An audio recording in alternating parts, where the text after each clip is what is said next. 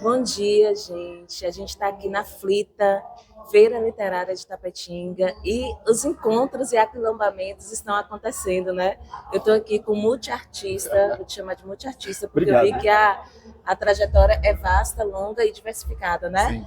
André De Luca, cuiabano, né? Ele é ator, é também ator de TV, cinema, teatro. E começou em 2024 um projeto muito bacana de antirracismo, né? Exato. Que em 2025 você vem intensificando esse programa. Isso. Bem-vindo a Itapetinga, bem-vindo à nossa conversa do Papo das Pretas. Eu sou Thaís Issá e a gente vai bater um papinho aqui com esse cara bacana que está aqui, né?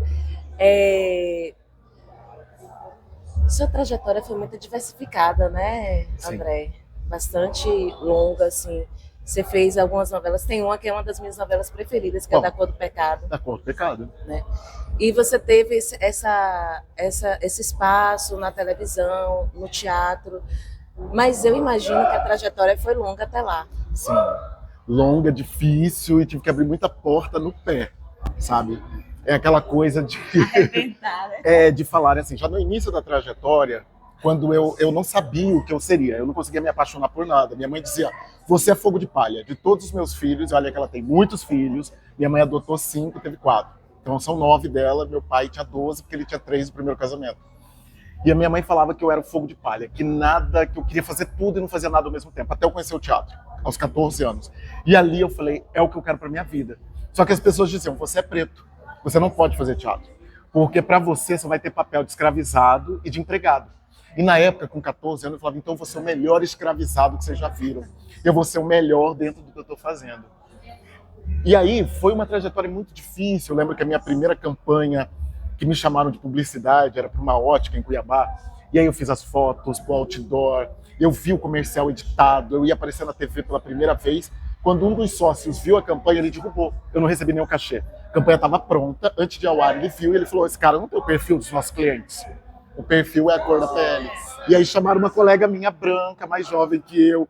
Então sempre foi muita luta. Eu sempre senti que eu chegava assim, na beira do gol e não marcava o gol. Eu via todos os meus amigos explodirem, fazerem sucesso. Tem muitos amigos que estão na Globo, bombando, são nomes conhecidos que eu não vou falar.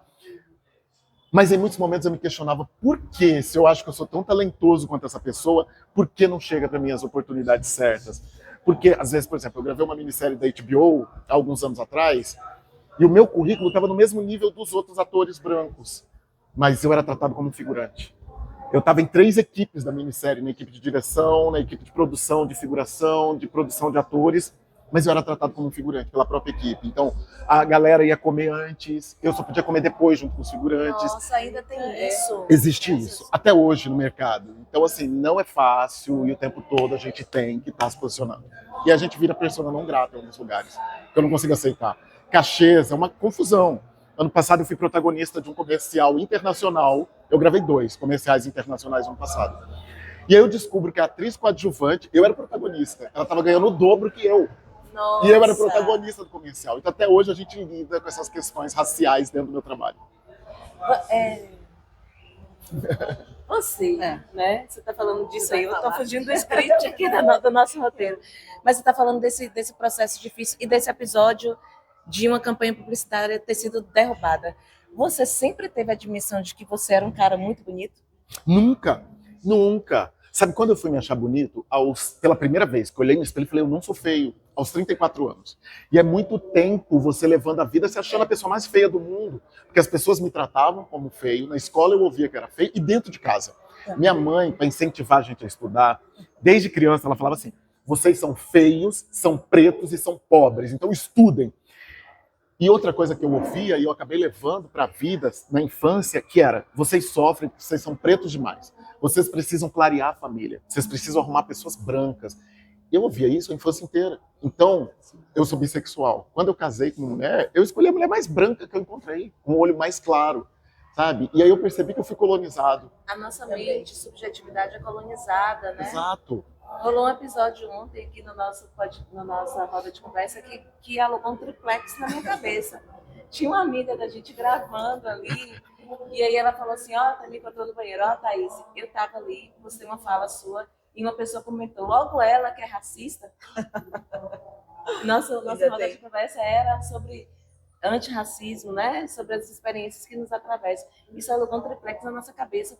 Mas hoje eu acordei mais serena. Sim. E pensei assim, minha construção enquanto sujeito antirracista é cotidiana. Sim. E é longa, e é um processo de policiamento o tempo todo. Então, talvez aquela pessoa estivesse falando de episódio que de fato aconteceu, mas eu tenho muito orgulho da trajetória que eu estou construindo, né? E dessa autovigilância que eu tenho cotidianamente, principalmente com os meus alunos, sim, da responsabilidade antirracista. Sim.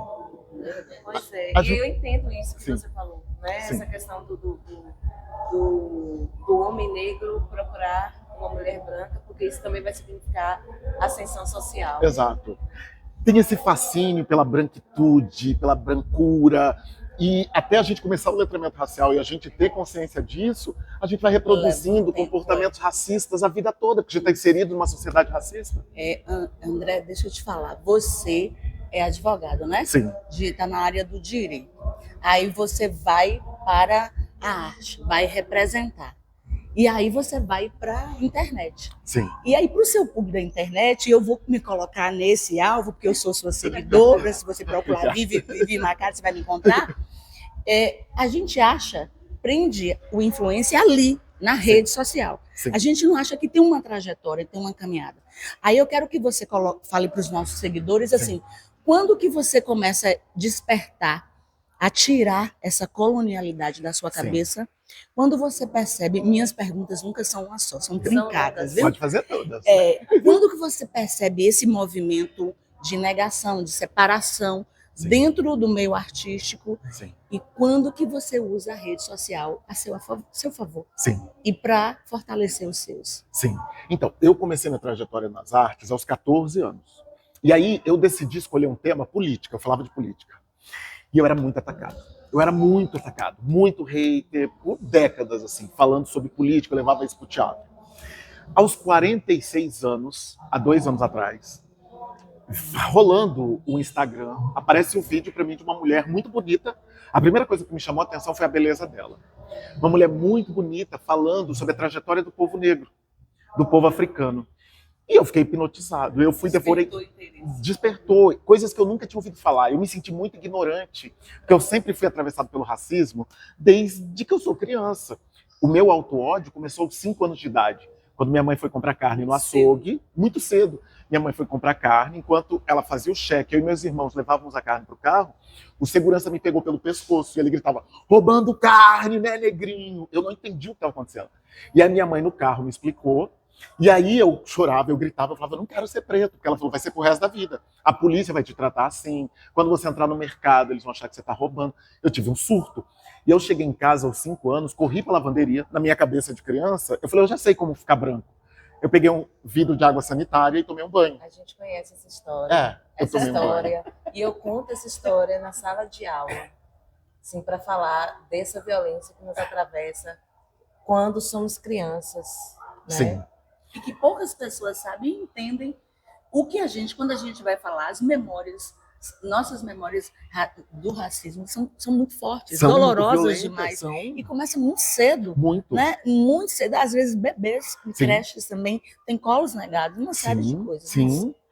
E aí, muito cedo, eu achava que eu era um erro. Eu sou preto, eu sou feio, eu sou bissexual, ainda nasci LGBT. Eu achava assim, por que Deus está me punindo? E na minha família tem a coisa do espiritismo e a gente acreditar em reencarnação, então eu falava, eu era muito ruim no passado, para eu vi preto, para eu vi, né? E aí, voltando a 2 anos atrás, eu rolando, eu vi essa mulher e ela virou minha madrinha hoje, ela que abriu a feira, Bárbara Carini. Bárbara é minha madrinha. E aí, imediatamente... Tá tudo interligado. Tudo interligado. Eu sou fruto de Bárbara no letramento. Imediatamente eu mandei uma mensagem para ela. E ela me respondeu, mesmo com, sei lá, 100 mil seguidores que ela tinha na época, a Bárbara me respondeu.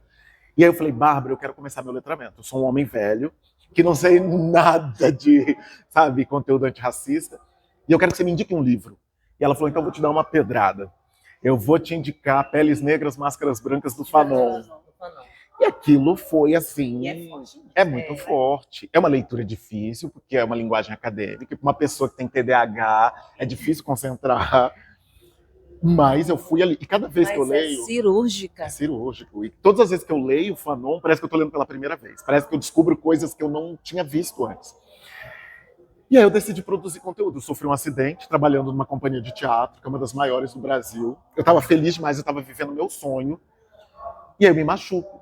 Nós fomos indicados a 4 prêmios Shells. E eu me machuco durante o espetáculo. E no mesmo período que eu me machuquei, um ator gringo se machucou também. Português não, ele é, acho que é francês, isso. O grupo pagou tudo dele, até a massagem. A gente teve o mesmo diagnóstico, lesão muscular, só que o meu diagnóstico estava errado. Eu lesionei a cabeça do fêmur.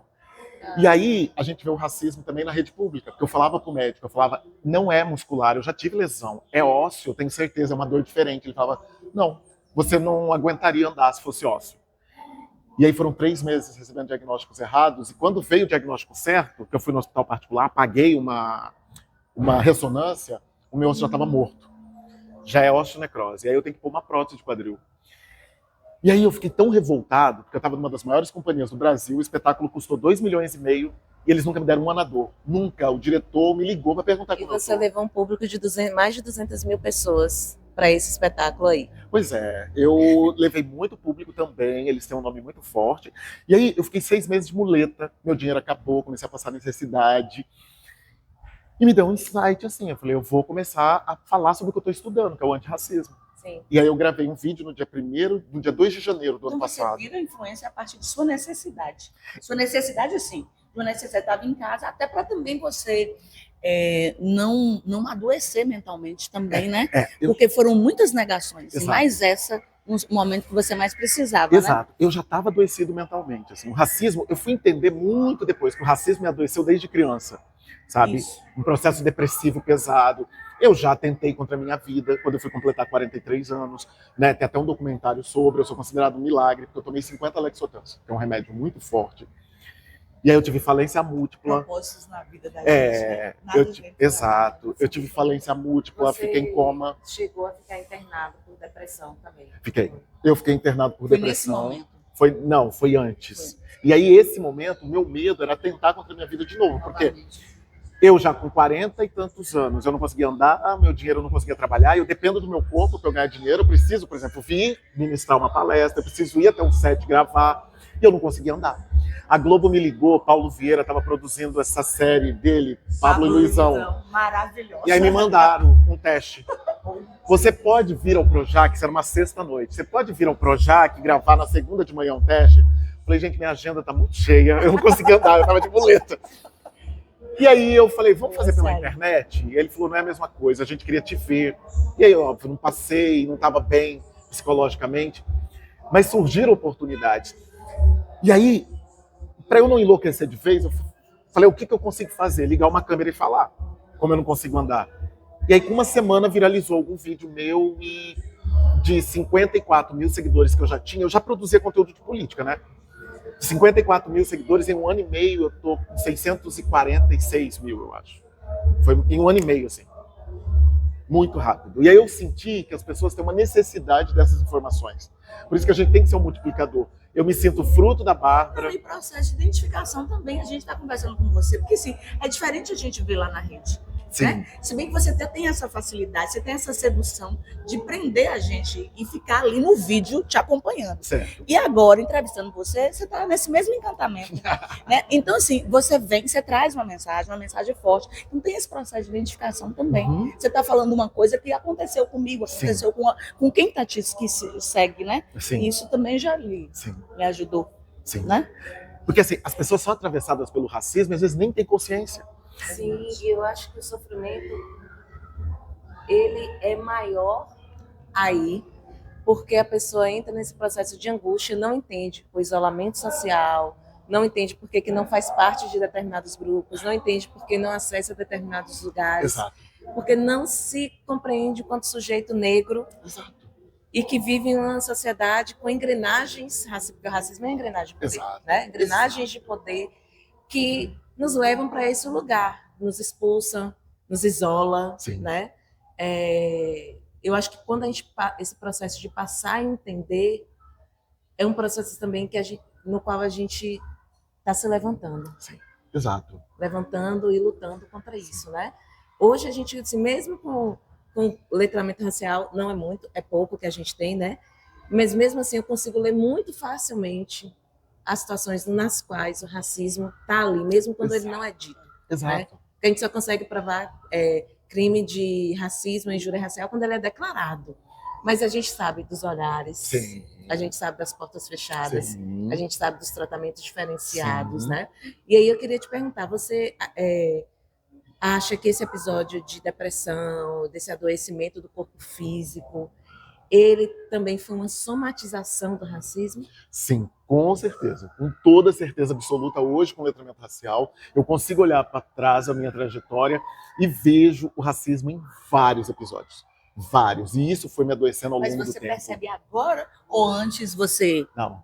já tinha, assim, se incomodava? Que às vezes a gente incomoda Sim. e nós assim, como a gente não entende nem por quê. Exato. Isso já aconteceu comigo. Sim. De ficar incomodada com aquela situação, não entender por quê. E depois você vai, tem Sim. essa situação, sua memória traz, aí você lembra, Sim. vai relembrando. Sim, só o letramento racial trouxe isso. Porque assim, eu senti o incômodo, e como as pessoas ao redor não tinham a consciência racial e o letramento, eu ia reclamar, eu era o fresco, eu era o chato, eu era o mimizento, era só uma brincadeira. O racismo em Mato Grosso, né, que é de onde eu venho, o racismo recreativo é uma coisa banalizada, sabe? Eu não aceito, vira uma confusão comigo. Você fica sempre colocando problema assim. Exato. Problema onde não tem. Exato. Não tem esse problema. Tudo é Essa racismo. conversa. Exato. O polêmico. Exato. E a maioria das pessoas, que é importante também falar, a maioria das pessoas, eu tenho muito hater. 5% dos meus seguidores são haters. São pessoas que não gostam de mim, elas me seguem porque elas amam me odiar. 5%.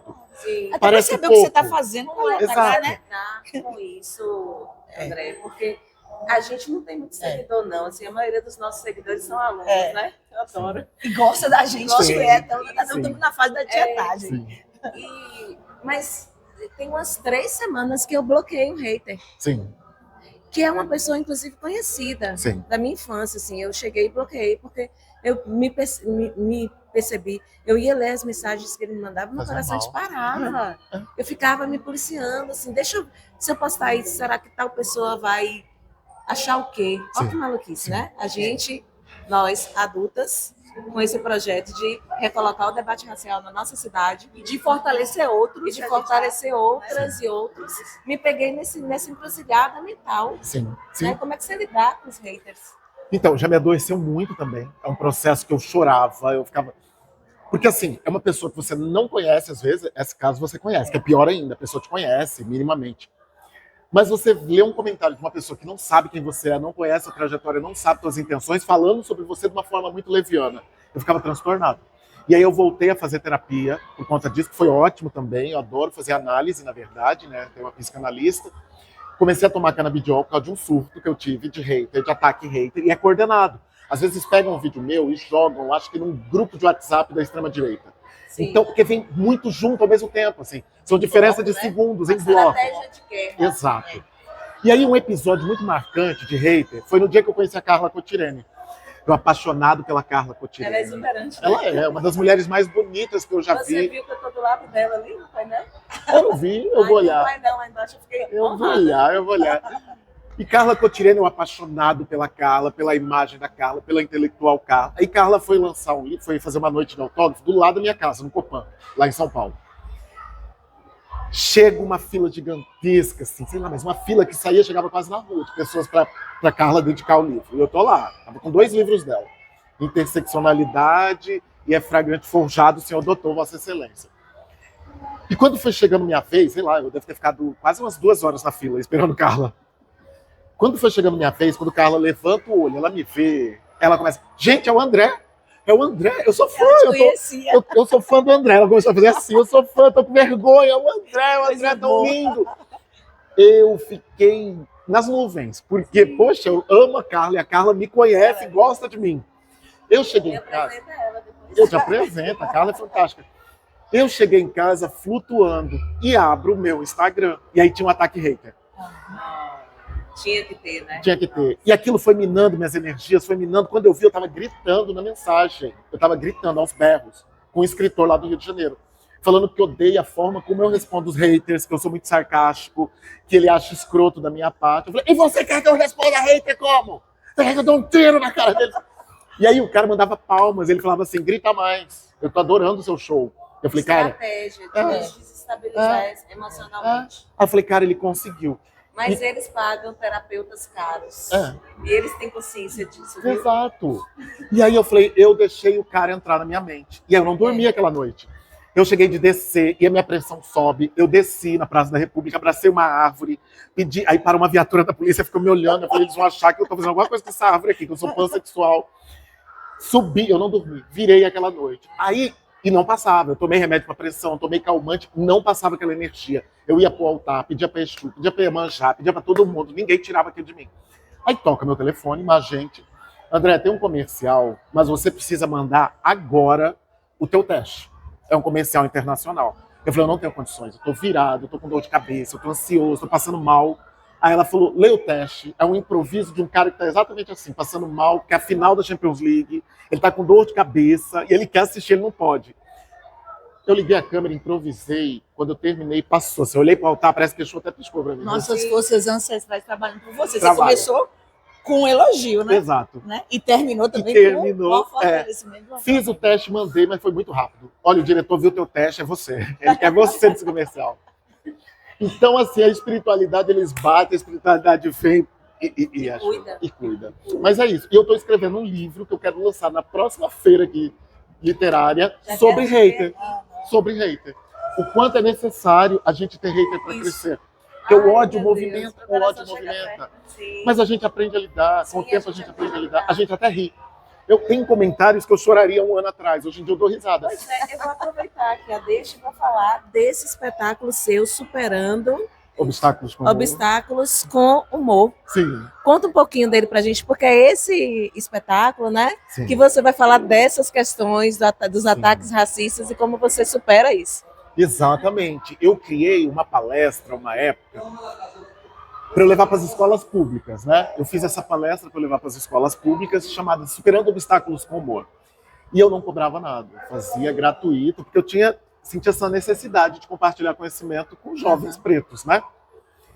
E a coisa virou, as escolas começaram a me convidar, aí eu comecei depois a cobrar, e a coisa foi virando, eu comecei... Nós precisamos viver, pagar o aluguel, queremos exato. conforto, bem viver, né? Exato. Eu quero até agradecer a organização do festival, quero agradecer a Letícia, que me ligaram, já propondo cachê, gente, já perguntando quanto é o meu trabalho. Porque eu recebo convites semanais de universidades particulares que querem que eu dê palestra, que eu compartilhe meu conhecimento de graça. De graça. Uma afronta, né? Exatamente a palavra que eu ia falar. Eu acho tão afronta.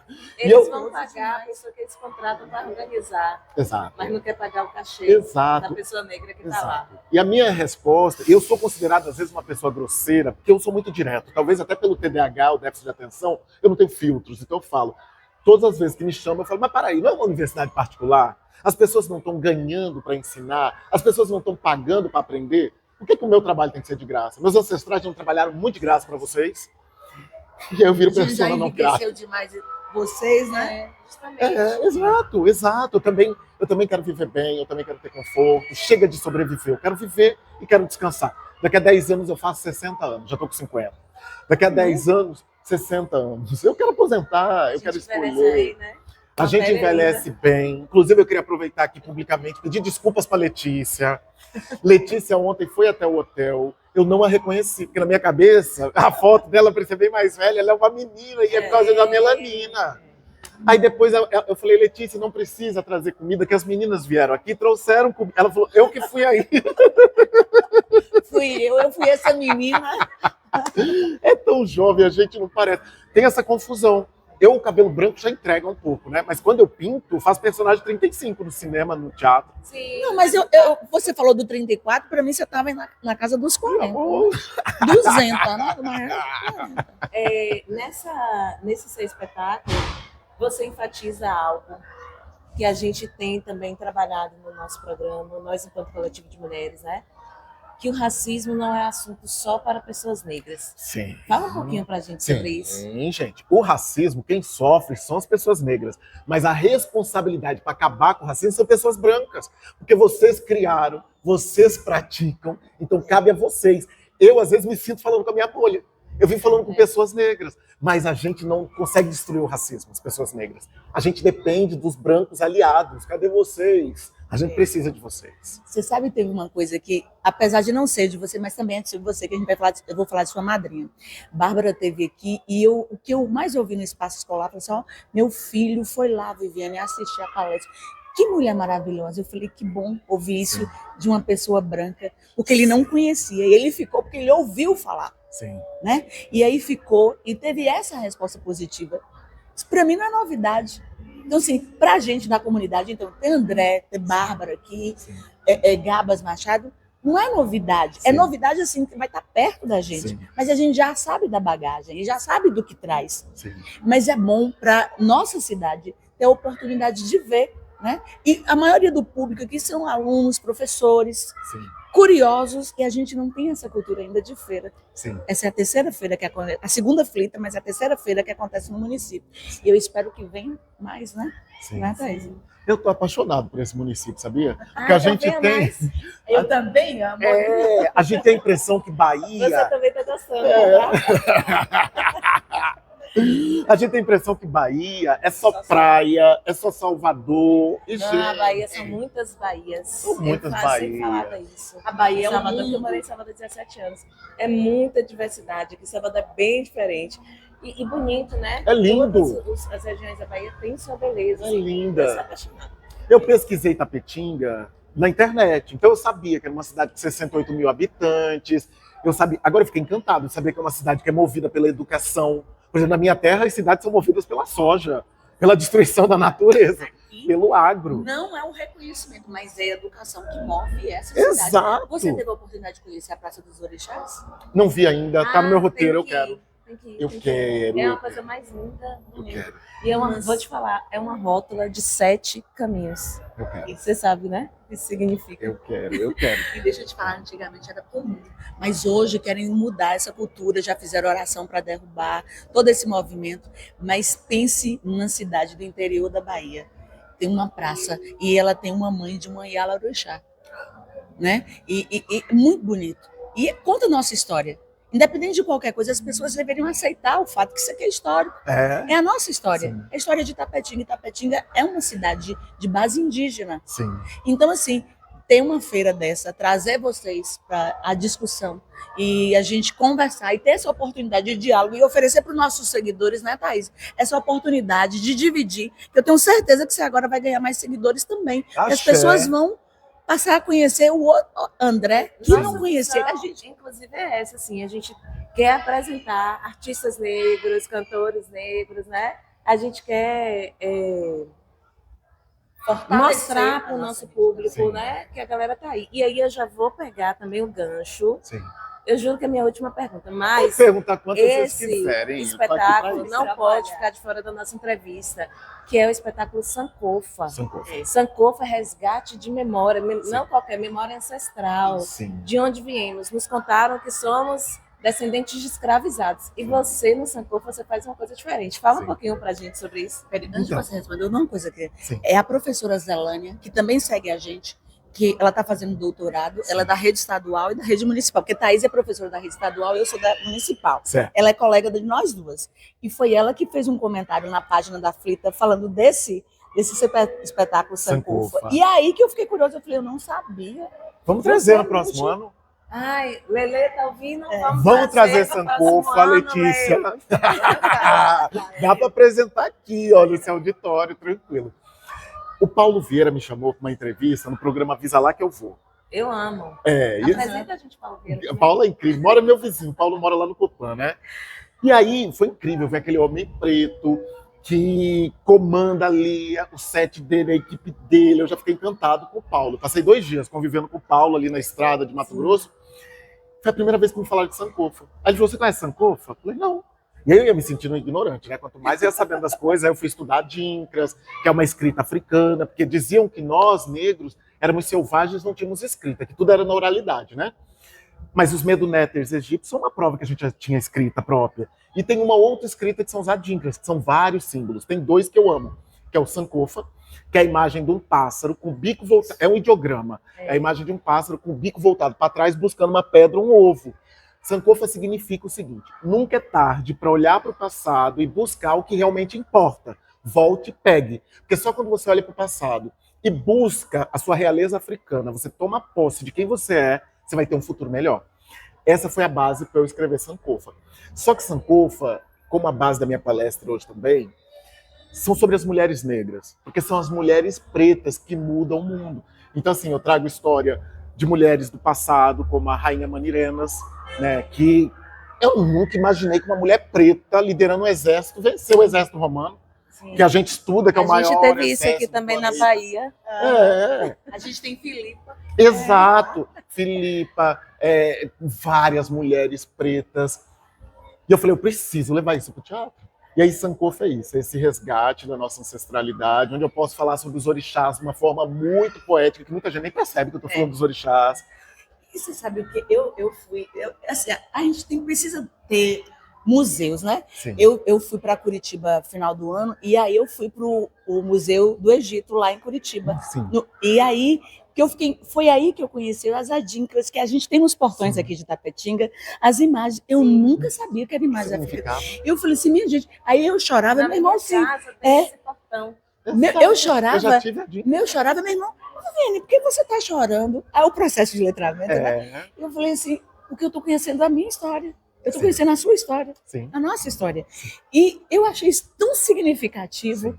e querem tanto nos apagarem, mas nos elevam também. Quando a gente toma conhecimento, fala, ó, tá querendo tirar a gente do jogo, mas a gente está mais presente do que vocês imaginam. Exato. Quando eu vi os portões da nossa cidade, é o que mais tem nessa cidade, Sim. são símbolos adinkras. Exato.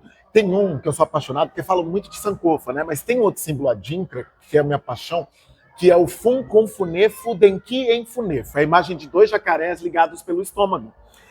Mas eles brigam por comida. O significado desse adinkra é: eles são irmãos siameses e ficam brigando por comida, ficam brigando por migalhas que caem da mesa da casa grande. E aí, quando um morre, o outro morre. Fala sobre a nossa união e a gente compartilhar esse estômago ancestral, a gente não ficar disputando entre a gente. Isso. Então eu amo os adinkras, eu mergulho nesse estudo, eu adoro. E agora nós vamos mergulhar também, tá? Pra gente gostar, não, pra gente falar, fortalecer. Sim. Porque quando eu vi quando eu vi as imagens lá, e que eu vi nos portões, eu lembrei dos portões da minha cidade. Sim. E como que isso foi fortalecedor e foi tão lindo. E ver toda aquela riqueza do. Ó, que eu não fui no Egito, mas o Egito veio a mim, uma cidade branca. Eu quero E que foi você muito mande fortalecedor. Um abraço pro meu pai, Sim. Nelson Celeiro. Certo. Você sabe que eu descobri o letramento racial da gente ao longo da vida, né? Eu lá em Salvador, uma amiga minha, professora da UF, me chamou para fazer uma visitação ao Centro Antigo e a gente ia à Ladeira dos Artífices. E entrou num lugar onde ia passar um filme e eu fui sentindo uma coisa me atravessando, uma sensação de familiaridade, incomodada porque eu não sabia, eu nunca tinha estado ali. Aí falaram que é a selaria. E contou a história da selaria. Ela vem dos negros que foram trazidos, mouros, né?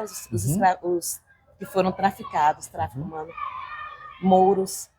E aí tinha um traçado, que meu pai faz um desenho lindo na cela, e ele faz aqui, ó, mexi na mão e sai o desenho. E aí eu descobri que é da tradição moura. Aí eu cheguei aqui em Tapetinga, eu, ingênua, né? Pai, você sabia que... A gente se acha, velho.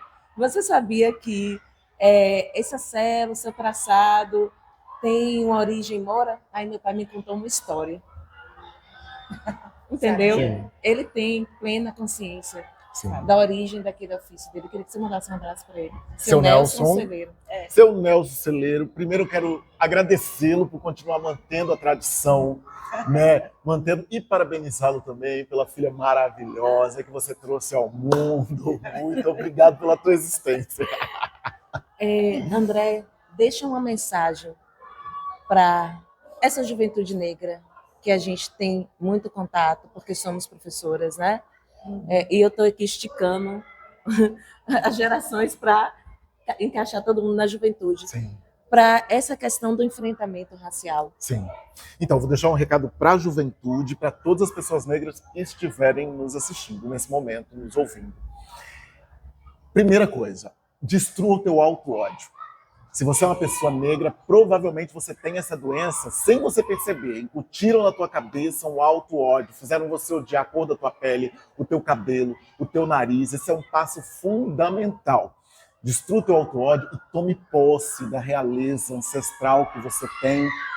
Nossos antepassados, mulheres que nos trouxeram, elas lutaram muito para que chegássemos até aqui. E busca o teu letramento racial. É um processo contínuo pro resto da vida. Então, vá ler Bárbara Carini, vá ler Frantz Fanon, valorize as escritoras e escritores também brasileiros que vivem a nossa realidade. Tem muitas mulheres, principalmente, escrevendo. Sueli Carneiro, Carla Cotirene. As primeiras, Lélia, né? Isso, Lélia Gonçalves, que eu amo. Muitas. Maria Carolina de Jesus, que eu sempre confundo, eu troco Carolina Maria, Maria Carolina. Mas leiam Quarto de Despejo. Leiam, estudem. É a forma de ficarmos fortalecidos e lutar contra o racismo. É uma luta que eu não vou ver o fim, provavelmente vocês também não, mas cabe a nós esse enfrentamento diário. Obrigada. A gente agradece, viu, esse tempo, né? Imagina. Essa simpatia, nos receber aqui. Fica o abraço do Papo das Pretas e um desejo que você volte nos próximos anos. A gente quer te encontrar aqui, a gente quer promover esse aquilombamento de novo. Sim, eu quero. A gente vai estar aqui na praça. Hoje vocês vão estar. Chique, eu adoro. Quero agradecer muito a Tapetinga. Muito obrigado a todos, a Letícia, que foi o meu contato. Eu quero voltar, eu quero ser um parceiro dessa cidade, eu quero estar sempre trazendo espetáculos, quero trazer minhas obras literárias e quero aquilombar com vocês. Manda um abraço também para a emissora que nos acolhe, a Vida Nova FM, e um agradecimento para essa mulher preta aqui, que está fortalecendo abrindo os caminhos para a gente poder conversar com vocês. Acabei de dar uma entrevista lá fora também para a TV Vida Nova FM. É isso? É nossa então pronto. Então pronto. Muito obrigado pelo espaço, pelo acolhimento. Eu estou apaixonado por Itapetinga e eu sempre fui louco pela Bahia. Márcio, do blog do Márcio, que está fazendo essa filmagem, essa assessoria aqui. A gente agradece de coração. Também. Viu, Márcio? Obrigado, Márcio. E, gente, desculpa falar tanto, que eu falo mais com minha boca, mas é que o papo estava tão bom e é papo com as pretas, gente. E a gente, nossa roda de conversa, a gente desliga o vídeo e continua a conversa. Eu amei demais. Obrigado. Tchau, obrigada. Obrigado pelo acolhimento. E sabe o que eu tenho percebido? Que as pessoas têm como parâmetro